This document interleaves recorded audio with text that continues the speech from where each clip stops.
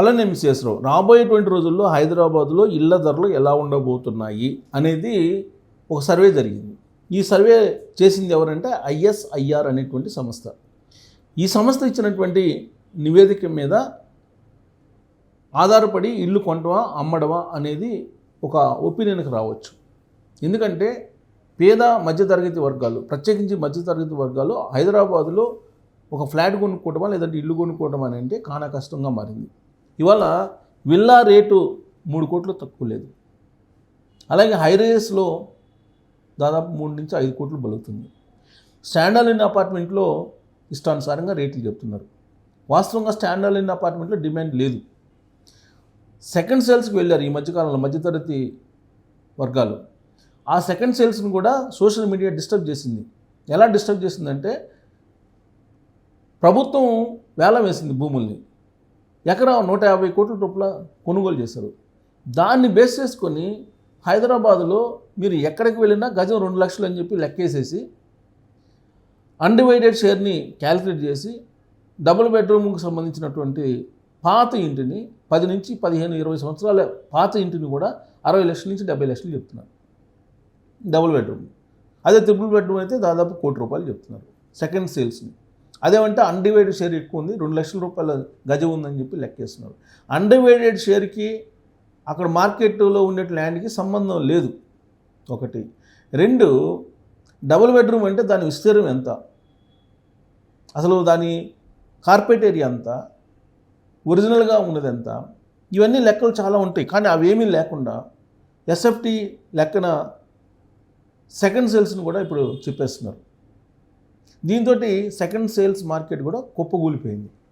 ఇవాళ సెకండ్ సేల్స్లో ఇల్లు కొనడానికి కూడా మధ్యతరగతి ముందుకు రావట్లేదు. అందుకే ఈ మధ్యకాలంలో మీరు అబ్జర్వ్ చేస్తే సోషల్ మీడియాలో అనేక వేదికల మీద షార్ట్ వీడియోస్ రూపంలోనో లేదంటే యూట్యూబ్ వీడియోస్ రూపంలోనో సెకండ్ సేల్స్ సంబంధించినటువంటి వివరాలు కోకొల్లలుగా దుమ్మెత్తి పోస్తూ ఉన్నారు. మొత్తం అనేక రకాలుగా వచ్చేస్తున్నాయి సోషల్ మీడియాలో. అయితే అసలు నిజంగా హైదరాబాద్లో డిమాండ్ ఉందా, రియల్ ఎస్టేట్ పరిస్థితి ఏంటి అనేది కనుక లెక్కేస్తే ఓవరాల్గా రియల్ ఎస్టేట్ని గందరగోళంలో పడేశారు. ఎందుకంటే దాంట్లో శాస్త్రీయబద్ధంగా ఎవరు కూడా చెప్పట్లేదు. హైరేసెస్ వాళ్ళ దందా హైరేసెస్ వాళ్ళది, స్టాండర్డ్ అపార్ట్మెంట్లు వాళ్ళది ఒక దందా, గేటెడ్ కమ్యూనిటీ వాళ్ళది ఇంకొక దందా. ఇలా రకరకాలుగా లేని దాన్ని ఉన్నట్టు చెప్పి ఇవాళ 5 లక్షల ఫ్లాట్లకు పైగా రెడీ టు ఆక్యుపై ఉన్నాయి. వాటిని అమ్ముకోలేని పరిస్థితిలో ఉన్నారు. అనేక కంపెనీలు బోర్డులు తిప్పేస్తున్నాయి. పేరు మోసినటువంటి కంపెనీలు కూడా ఇవాళ బోర్డులు తిప్పేసిన పరిస్థితిలో ఉంది హైదరాబాద్లో. అంత స్లో డౌన్లో ఉంది రియల్ ఎస్టేట్ మార్కెట్. రేట్లేమో ఆకాశాన్ని చెప్తున్నారు. తీరా అక్కడికి వెళ్ళిన తర్వాత ఒకవేళ నిజంగా నిలబడి కొనుక్కునే వాళ్ళకి సగానికి సగం తగ్గించని ఇస్తున్నారు. నిన్నగాక మొన్న తార్నాకలో ఒక double bedroom house 10 years old నాకు మా ఫ్రెండ్ కొన్నాడు. 70 లక్షలు చెప్పాడంట. తీరా 42 లక్షలకి ఇచ్చేసాడు. కారణం ఏంటంటే ఇతను కూడా పోతే మళ్ళీ కొనేవాడు దొరకడేమో అనేటువంటి ఉద్దేశంతో. అంటే అంత చెప్పేదానికి అమ్మేదానికి తేడా ఉంది. సోషల్ మీడియాని బేస్ చేసుకొని గాసిప్స్ క్రియేట్ చేస్తున్నారు. వాస్తవ మార్కెట్ ఎంత ఉందనేది చెప్పట్లేదు. అందుకే ఇప్పుడు ISIR అనేటువంటి ఒక సర్వే సంస్థ చేసినటువంటి సర్వేని మీ ముందుకు తీసుకొచ్చే ప్రయత్నం చేస్తాను. దాన్ని బట్టి మీరు ఇప్పటికిప్పుడు మీరు కొనుక్కోవాలా లేదంటే కొన్ని రోజుల పాటు ఆగి కొంతకాలం పాటు ఆగి తర్వాత ఇన్వెస్ట్ చేయాలా అనేది కూడా మీరు చూసుకో. ఏంటి ISIR ఏం చెప్పింది అని అంటే ఆ సర్వేలో ఇదిగో చూడండి. విలాసవంత ఇళ్ల ధరలు తగ్గొచ్చు ISIR సర్వే. వచ్చే ఆర్థిక సంవత్సరం అంటే 2026-27లో దేశంలోని ప్రధాన నగరాల్లో విలాసవంత ఇళ్ళు ఫ్లాట్లకు గిరాకీతో పాటు ధరలు తగ్గొచ్చని ఒక సర్వే పేర్కొంది. ఇండియా లగ్జరీ రెసిడెన్షియల్ అవుట్లుక్ 2026 నివేదికలో ఈ విషయాన్ని property consultant India Sotheby's international realty ISIR తెలిపింది. సుమారు 700 మంది అధిక నికర విలువ కలిగిన వ్యక్తులు ఆల్ట్రా HNIల అభిప్రాయాల ఆధారంగా ఈ నివేదిక రూపొందించినట్టు సంస్థ తెలిపింది. సర్వేలో అభిప్రాయాలు తెలిపిన వారిలో 56% మంది ధరలు తగ్గుతాయని భావిస్తున్నారు. 2026-27లో GDP వృద్ధి 6 నుంచి 7% ఉండొచ్చని 72% మంది పేర్కొన్నారు. సో ఇది GDP వృద్ధి ప్రభుత్వ పరంగా ఉంటుంది. కానీ ఇల్లు ధరలు తగ్గుతాయని చెప్పేసి దాదాపుగా 60% మంది చెప్తున్నారు. ఇళ్ల ధరలు తగ్గుతాయని చెప్పి సర్వేలో పాల్గొన్నటువంటి వాళ్ళు. అయితే ఈ సర్వేలు వచ్చిన తర్వాత ఎలాగూ కొన్ని సంస్థలు ఉంటాయి. ఆ సంస్థలు ఏంటంటే ఇంకో సర్వేని బోగస్ సర్వేని తీసుకొస్తారు. ఈ బోగస్ సర్వేకి సపోర్టు రెరా మద్దతు పలుకుతూ ఉంటుంది. దాని మీద అలాంటి ఆరోపణలు ఉన్నాయి. ఎందుకంటే మార్కెట్ డౌన్ అయినప్పుడల్లా ఒక సర్వేని విడుదల చేస్తూ ఉంటారు. అది మార్కెటింగ్ స్ట్రాటజీలో ఒక భాగం.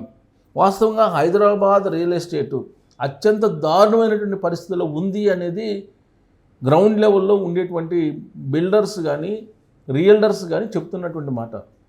మీరు ఎవరైనా ప్రైవేట్ సంభాషణలో మాట్లాడండి, సోషల్ మీడియాలో వచ్చినటువంటి వాయిస్ కాకుండా ఖచ్చితంగా వాళ్ళు వాస్తవ పరిస్థితులు చెప్తారు.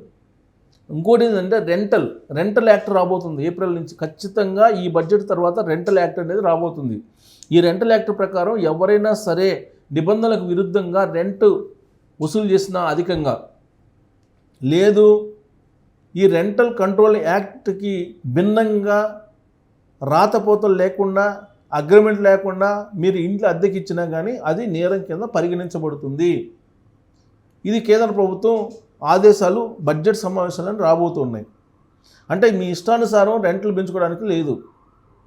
డబుల్ బెడ్రూమ్ అంటే 25,000, త్రిబుల్ బెడ్రూమ్ అంటే 30,000. ఇది పాడిందే పాట అన్నట్టుగా అందరూ సాలిడ్గా చెప్పేస్తున్నారు. అసలు ఇప్పుడు డబుల్ బెడ్రూమ్ అంటే దాని విస్తీర్ణం ఎంత? 900 ఎస్ఎఫ్టీనా, 1000 ఎస్ఎఫ్టీనా, 1200 ఎస్ఎఫ్టీనా, ఇవన్నీ చూడలేదు.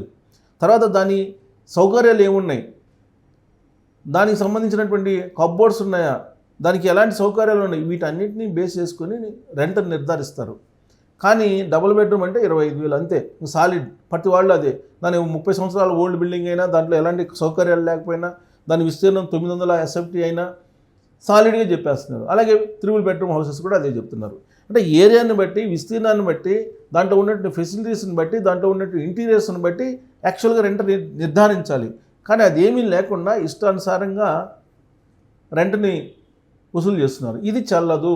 బడ్జెట్ సమావేశాల తర్వాత దీనికి ఒక రెంటల్ యాక్ట్ అనేది ఒకటి ఉంది. ఈ రెంటల్ యాక్ట్ని ఇంప్లిమెంట్ చేయాల్సిందే అని చెప్పేసి మొత్తం దేశవ్యాప్తంగా కేంద్ర ప్రభుత్వం ఒక క్లియర్ కట్ ఇండికేషన్స్ ఇవ్వబోతుంది. ఆయా రాష్ట్ర ప్రభుత్వాలు దీన్ని అమలు చేయాలి అనేది కూడా చెప్తూ ఉన్నారు. అలాగే రాబోయే రోజుల్లో హైదరాబాద్లో గ్రేటర్ హైదరాబాద్ ఎలక్షన్స్ రాబోతున్నాయి. ఈ సందర్భంగా ఒరిజినల్గా హౌస్ ఓనర్స్ కంటే రెంట్కు ఉండేటువంటి వాళ్ళు ఎక్కువ ఉన్నారు, ఓటర్స్. అందుకే గతంలో ఏ విధంగానైతే మహారాష్ట్రలో ముంబై కానీ లేదా కర్ణాటకలో బెంగళూరు కానీ ఏ విధంగా అయితే రెంట్ కంట్రోల్ యాక్ట్ని ఇంప్లిమెంట్ చేయడానికి ముందుకు వచ్చాయో ప్రభుత్వాలు, ఢిల్లీలో కూడా అలానే వచ్చాయి. ఢిల్లీ ప్రభుత్వం కూడా వచ్చింది. రెంట్ కంట్రోల్ యాక్ట్ని మేము అమలు చేస్తామని చెప్పి హామీ ఇచ్చినటువంటి కారణంగానే బీజేపీకి మొన్న ఓట్లు వేశారు. ఈసారి కూడా కాంగ్రెస్ పార్టీ ప్రభుత్వం రెంట్ కంట్రోల్ యాక్ట్ని మేము పగడ్బందీగా అమలు చేస్తామని చెప్పి హామీ ఇస్తేనే గ్రేటర్ హైదరాబాద్ ఎలక్షన్లో గెలిచే అవకాశం ఉంది. కాబట్టి అటు కేంద్ర ప్రభుత్వం ఇచ్చేటువంటి ఆదేశాలని తూచా తప్పకుండా పాటించేటువంటి అమలు చేసిన బాధ్యత రాష్ట్ర ప్రభుత్వాన్ని. రాష్ట్ర ప్రభుత్వం ఆ బాధ్యతను తీసుకుంటే కనుక ఖచ్చితంగా రెంట్లు తగ్గే అవకాశం ఉంది. ఎవరైతే తగ్గించారో వాళ్ళు చట్టానికి విరుద్ధంగా నేరానికి పాల్పడినట్టుగా భావించాల్సి ఉంటుంది. హౌస్ ఓనర్స్ని తీసుకెళ్ళి జైల్లో పెట్టాల్సిన పరిస్థితి ఏర్పడుతుంది. కాబట్టి రాబోయేటువంటి రోజుల్లో అటు రెంట్ల విషయంలో కానీ, ఇటు సెకండ్ సేల్స్ విషయంలో కానీ, లేదా రెడీ టు ఆక్యుపైగా ఉన్నటువంటి వెంచర్స్ విషయంలో కానీ, హైరైజ్ విషయంలో కానీ, లేదా గేటెడ్ కమ్యూనిటీస్ విషయంలో కానీ ఖచ్చితంగా మందకొడిగా మార్కెట్ ఉంటుందని చెప్పి తాజాగా సర్వే చెప్తున్నటువంటి మాట. సో దీన్ని బట్టి మీరు హౌస్ కొనుగోలు చేయాలా లేదా ఫ్లాట్ కొనుగోలు చేయాలా లేదా అనేది మీరు నిర్ధారించుకోవచ్చు. రాబోయేటువంటి రోజులన్నీ గడ్డు రోజులు. హైదరాబాద్లో ఇల్లు అమ్ముకునేటువంటి పరిస్థితి ఉండదు అనేది సర్వేలు చెప్తున్నాయి. అలాగే రియల్ ఎస్టేట్ నిపుణులు చెప్తున్నారు. సో దీని మీద మీ అభిప్రాయం తెలియజేయచ్చు. Thank you.